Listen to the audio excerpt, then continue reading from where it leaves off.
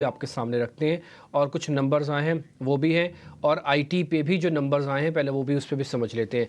तो पहले आईटी से करते हैं शुरुआत। शरद जी, जरा पहले एक बार आईटी के नंबर्स आप बता दीजिए, फिर मेहमान से हम जुड़ के जरा थोड़ा और क्लैरिफिकेशन भी ले लेते हैं कि भाई आईटी के नंबर सभी के ऐसे आएंगे जो बचगी कंपनीज हैं, और दूसरा ये जो गाइडेंस अच्छी दे रहे हैं इसको कैसे समझें, इसमें कोई दिक्कत तो नहीं है? जरा पहले आप बताइए फिर हम जोड़ते हैं मेहमान को। जी बिल्कुल। अभी जो है अभी तक हम देखें तो TCS, HCL tech, LTI, Mindtree, Infosys चारों के नतीजे आ गए हैं। तो चारों की जो है हम जो अब कह सकते हैं कंपैरिजन्स उसको हम लोग लेके आते हैं। तो ऑफकोर्स देखिए सीसी ग्रोथ में टीसीएस जो है 2.2% ग्रोथ आया था, डी ग्रोथ एचसीएल टेक में आया था, लेकिन जो सबसे बढ़िया आउट परफॉर्मर रहा है वो इन्फोसिस रहा है। Almost 3.6% growth constant currency terms में आया है।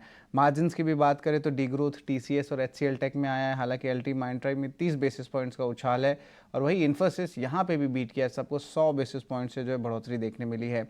एट्रिशन लेवल्स जो है सबके लार्जली जो है इनलाइन आए एक्सपेक्टेशन से, 12 से लेकर 14% तक का एक रेंज था।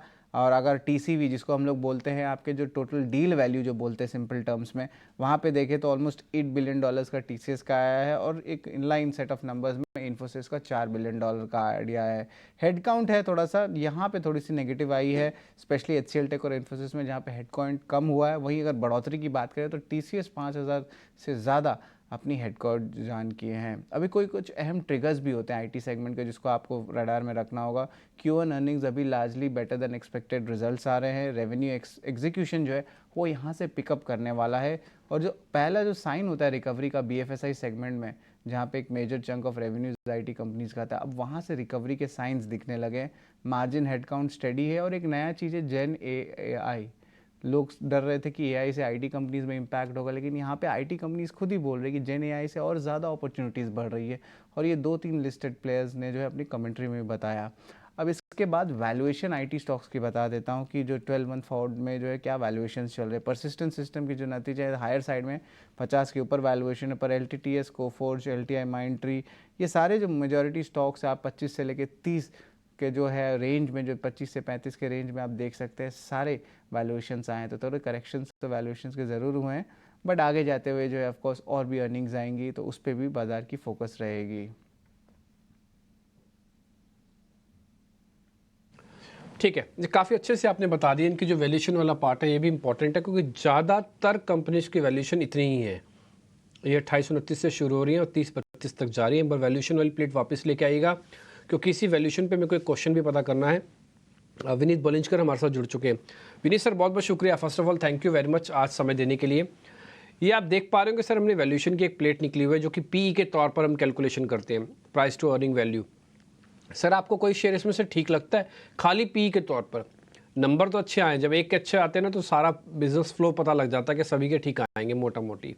सर एक बार आपका पी पे कैलकुलेशन चार्ट हम दिखा रहे हैं, अगर आपको कहीं भी ठीक लगता हो तो एक शेयर का नाम आप बता दीजिए। नहीं, लगभग परसिस्टेंट के पी हाई रहेंगे, पर इनकी ग्रोथ एडजस्टेड पी जो है ना वो बहुत बेहतरीन है।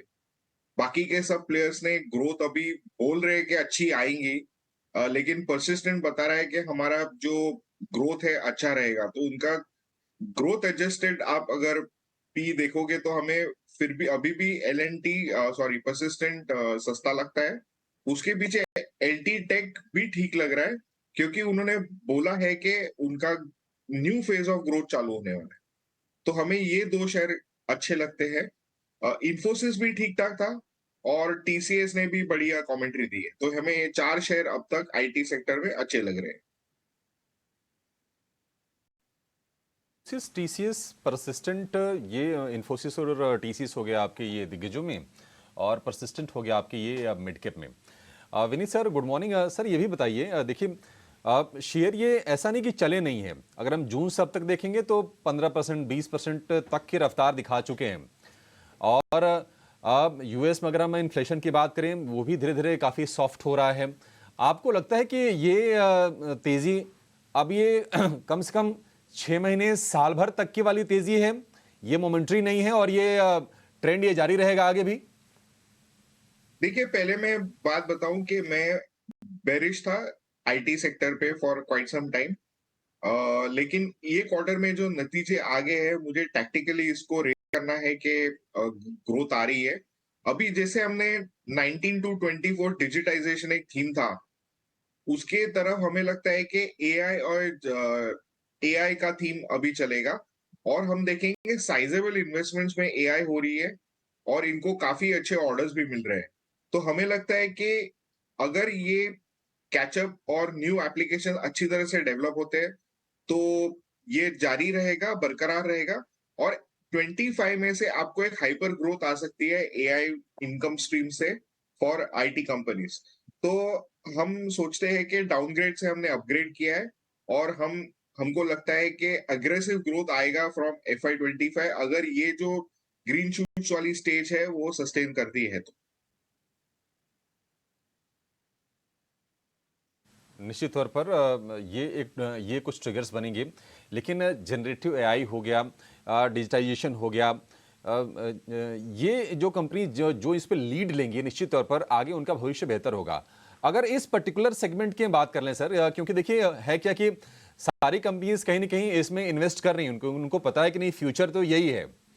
क्योंकि जिस तरह से ऑटोमेशन बढ़ा है, कहीं ना कहीं आपको एक नई टेक्नोलॉजी पे शिफ्ट होना पड़ेगा जहां से आपके रेवेन्यू ड्राइव हो। उस लिहाज से आपको कौन सी कंपनी लीडर दिख रही है? हमें लगता है कि टीसीएस डेफिनेटली लीडर है। एलटी टेक ने बोला है कि उनकी जो एक्सपेक्टेशंस थी go deeper and scale wider में, उनका इन्वेस्टमेंट कंप्लीट हो चुका है और वो लोग digital assistants, sectoral health and sectoral generative AI में काफी उन्होंने नीश पाली है।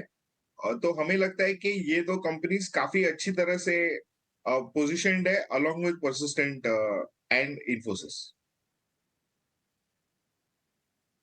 जो भी दुविधा होगी हमारे दर्शकों के मन में कि कौन सा आईटी शेयर फोकस में रखना चाहिए, कौन से शेयर अभी और चलेंगे, वो दुविधा कम से कम फिलहाल के लिए दूर हो गई है। आज देखते हैं इन्फोसिस तगड़ी ओपनिंग देगा। हालांकि याद रखिए कि कल 2% के आसपास की तेजी इन्फोसिस यहां पे देके गया है। कहीं ना कहीं अच्छे नतीजों की उम्मीद करके हम चल भी रहे थे, फिर भी 8% एडीआर अगर ऊपर है तो आप मान के चलिए कि उसको कहीं ना कहीं एक कैचअप की कोशिश होगी आज भारतीय बाजार में भी। कल देखिए 1758 रुपए की क्लोजिंग, 2% के आसपास की बढ़िया तेजी इन्फोसिस से देखी गया है।